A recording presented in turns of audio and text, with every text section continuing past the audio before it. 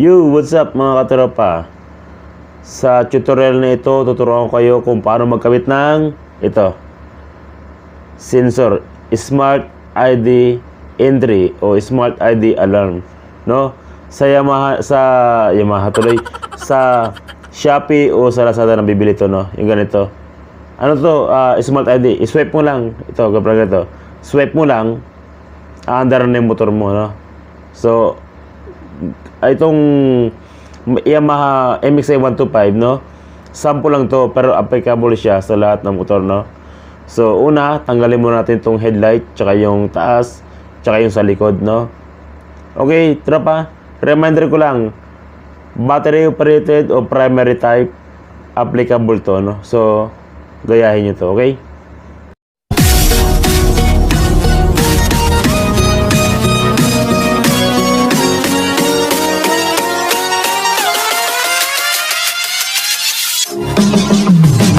Mga katropa, huwag niyong kalimutang suportahan ang aking channel. Huwag niyong kalimutang mag-subscribe upang makatanggap kayo ng tip tungkol sa pagwawiring.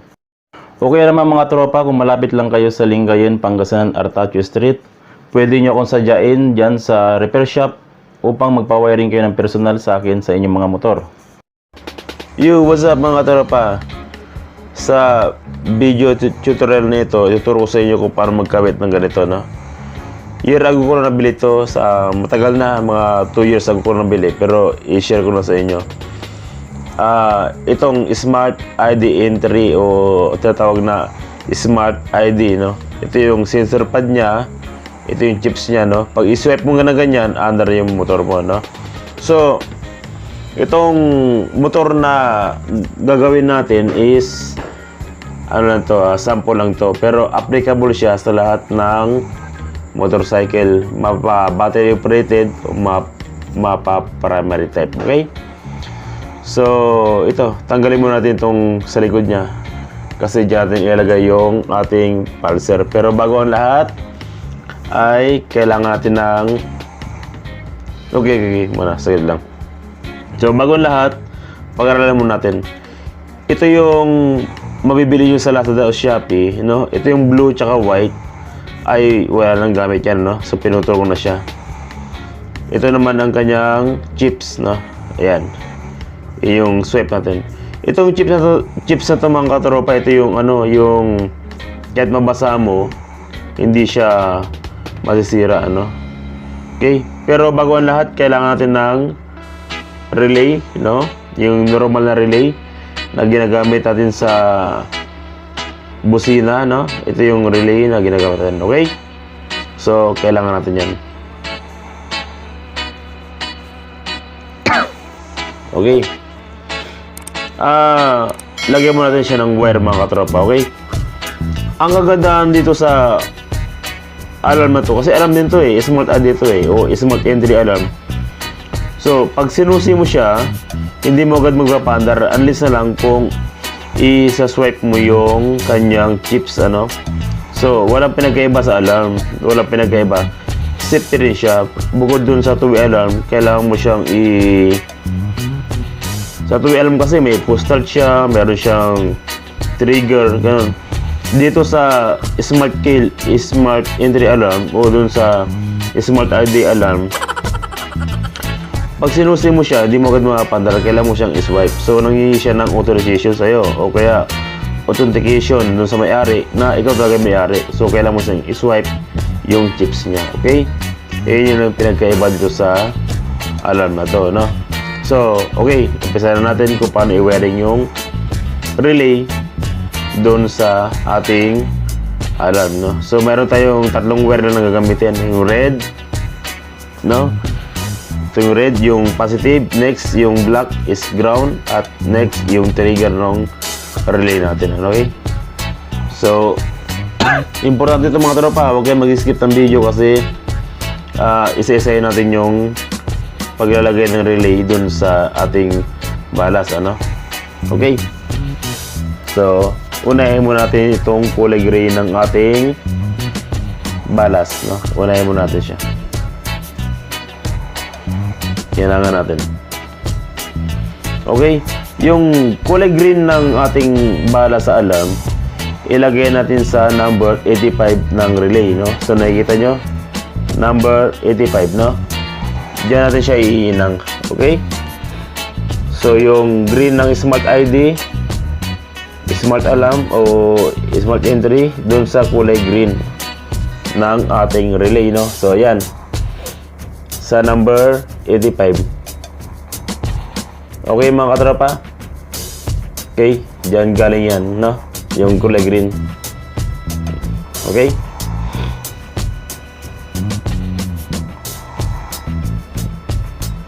So ang susunod natin,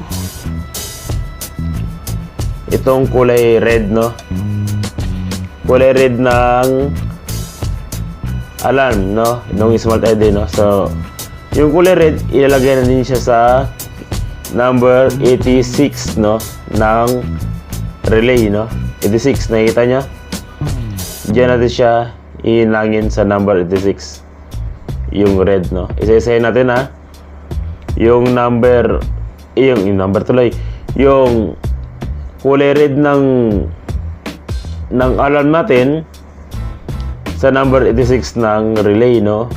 Okay, yung kanina 85 yung green, ngayon naman yung 86 sa red, okay? Okay, ang susunod natin mga katropa ay lagyan natin ng wire yung number 86, no? Kasi yung positive ng alarm tsaka itong positive ng relay, lagyan natin ng wire para ilagay natin siya sa susian ng motor natin, no? Kung depende sa brand, kung anong brand ng motor mo, no? So iabang natin siya, no? Lagyan na siya ng yung relay, yung number 86 na wire ng red ng wire ng alarm, tsaka yung relay, lagay yun ng wire, no? Para ilagay natin siya sa positive ng motor, sa susian. Depende sa brand ng motor nyo. Tapos yung number 30, ayan yung ground natin, ground, no? Yung number 30, ilagay natin yung black wire ng ayan, lagay natin ng black wire, no? Kasi yung black wire, ilalagay natin siya sa ground ng motor natin, no? Okay, isa-isa natin, ha. Yung number 86 ng relay natin ay positive ng galing ng alarm. Tapos lagyan mo ng wire para ilagay natin sa positive ng galing siya, no? Tapos yung number 30 is ground siya, no? Lagyan mo ng wire kasi ilagay natin sa ground, no? So, ito. Yung number 30 is lagyan mo ng black wire para considered na ground siya, no? Pag black wire is ground. Okay? Tapos yung black wire ng alarm, idikit mo dun sa number 30 rin. Okay? Itong alarm na to mga katropa, itong alarm na to, alam din to, walang parang safety rin to sa motor natin, pero ang pinagkaiba ito, swipe lang. Pag sinusi mo yung motor mo, i-swipe mo lang siya para umandar siya, no? So ito, yung number 30 ng relay, no? Idikit mo din yung black wire ng alarm, no? Kasi yung black wire ng alarm is negative siya, no? Negative o ground din siya, no? So ito yung positive, yung number 86, tapos yung number 30 is ground, no? So tandaan nyo, ha, 86 yung positive, 30 yung number 30 yung ground, ano? So yan. Okay, tignan natin mabuti, ha. Number 86 is positive, no? Yung number 30 is ground. Yung number 37 mga katropa, number 37, hinangan natin siya na mahabang wire. Kasi yung number 37 is ilalagay natin siya sa pulser, no? Yung 87. So, ibig sabihin, pulser, no? Kung Honda yung brand ng motor mo, ang pulser ng Honda is blue na mayroong lining na yellow, no? Kung ang motor mo naman ay Smash o Suzuki, ang pulsar ng Suzuki is green na mayroong lining na white, no? Pag sa Yamaha, white na mayroong lining na red, no? So, yung number 87 sa relay, habaan nyo, parang ito, hinabaan ko, kasi ilalagay ko siya sa pulsar. Ano? Okay? So, okay, hayabaan mo natin. Ngayon, lagyan natin siyang tape para hindi magka-buhol-buhol o hindi magkakaroon dito, no? Okay, ipaliwanag ko lang. Itong alarm na to, hindi siya yung pag pinindot mo, i-start na siya o under na siya, no? Itong alarm na to, ang purpose niya, pag sinusi mo yung motor mo, pag tinadyakan mo o push button mo, hindi under, manghihingi siya ng authentication o ng verification o kung ano tinatawag dyan, yung authority sa may-ari na ikaw talaga yung may-ari. So, paano mapatunayan na ikaw may-ari? Kailangan nasa iyo yung chips, yung kulay blue kanina, yung pinakita ko yung chips. Dapat, i-swipe mo yon, tapos under na yung motor mo pag swipe mo, no? So, importante na yung chips, pag bumili ka sa Lazada o sa Shoppe, dalawa palagi ang laman nung binibili mo. So, kailangan yung isa, i-reserve mo, itago mo sa bahay, tapos yung isa, i-dalhin mo, no? So, ito na yung ating alarm, ay yung relay, no? Okay, mga katropa, na, ano natin, na organize ko na, isa-isahin ko ulit natin, ha? Organize ko na, no? Itong mahaba na to, ito yung number 87, no? Sa relay, no?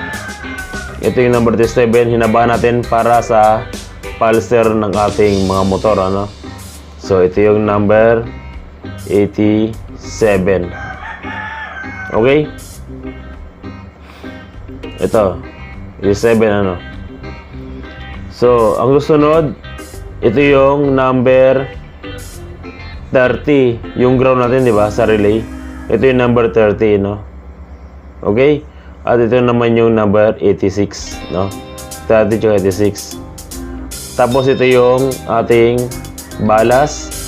At ito yung sensor pad natin, no? Yung tumatanggap ng pickup, no? Yung sensor pad natin, ang request ng customer dito ilagay, o depende sa inyo kung saan nyo gustong ilagay, no? So, dyan yung ating tapat na sensor pad, no? Ayan. Okay, nakita nyo? Diyan natin siya ididikit. So, ayan na, nakadikit na yung sensor pad natin, no? So, ang tapat niya dito, no? Diyan yung sa swipe, no? Okay, naka-andyan na yung sensor pad natin, no? Ito din na yung gagawin natin, no? Sa relay, no? Ito yung relay natin, ano? Yung relay natin, kung matandaan nyo, di ba, yung negative, positive sa number 30, negative, tsaka yung sa 86 is positive, no? Dito natin siya ilalagay sa, dito. Ito, sample ko lang to, sample ko lang to. Pero, kahit anong kulay sa motor nyo, kung saan nyo makakuha, pwede rin, ano? So, unahin natin yung black, no? Yung black wire ng Yamaha is ground. Tapos yung number 30 ng relay natin, ano? Number 30 ng relay.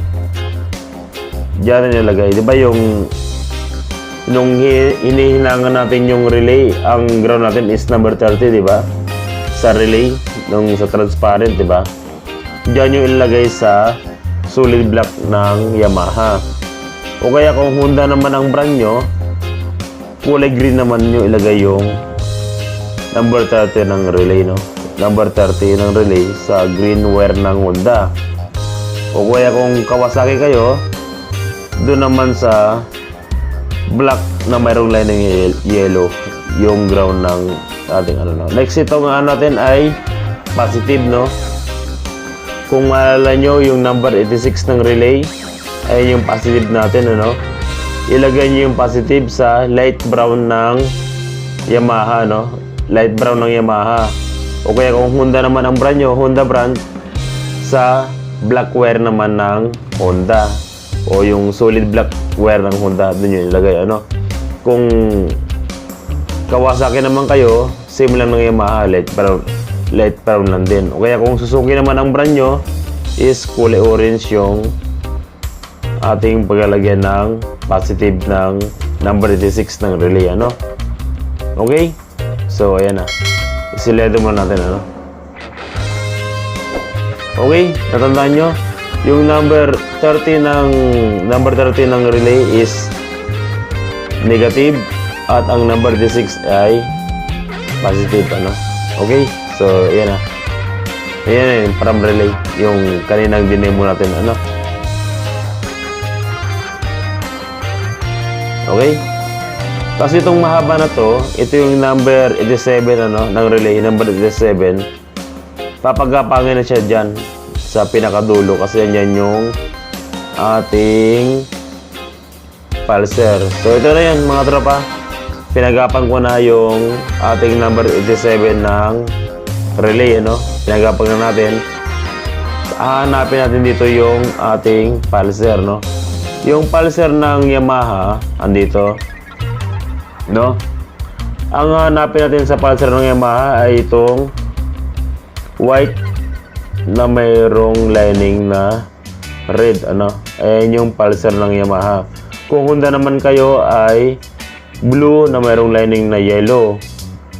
Kung Kawasaki, same rin ng Honda, blue na mayroong lining na yellow pa rin, ano? So, dyan natin siya ilalagay, ano? Dyan, sa pulser na yan, no? Okay? So, ilagay mo natin. So, ito na. Nilagay na natin ang ating number 87 ng relay, no? Doon sa ating pulser. So, ibig sabihin, pag sinusi mo, nakatrigger yung relay na ground sa pulser. So, hindi aandar yung ating motor kasi nga, nakatrigger yung balas na to doon sa ating pulser, no? Kaya hindi siya andar. Ito yung relay, no? Nag-trigger siya. Paano siya mag-trigger? Kapag isinwipe mo tong chips na to. Ito, di ba? Kung naalala nyo, di ba ito yung chips natin dito nakalagay sa back part na to. So kailangan mo siyang iswipe dyan pag sinusi mo para umandar, no? Parang ganito.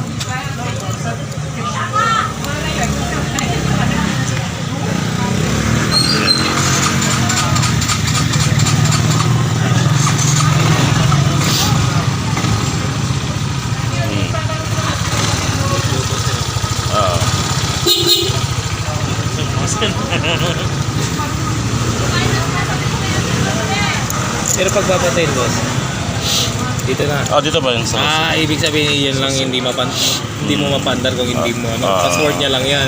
pag kahit isusi mo siya, pandarin mo. Hindi mo mapapandar. Hindi mo mapandar yan. No. Mamaya na. Kailangan iyan mo siya. Yung ito, i-swipe mo dito. Kaya paglagay ka ng sticker dito. Sticker o yung barcode. Barcode. Sige naman, sige.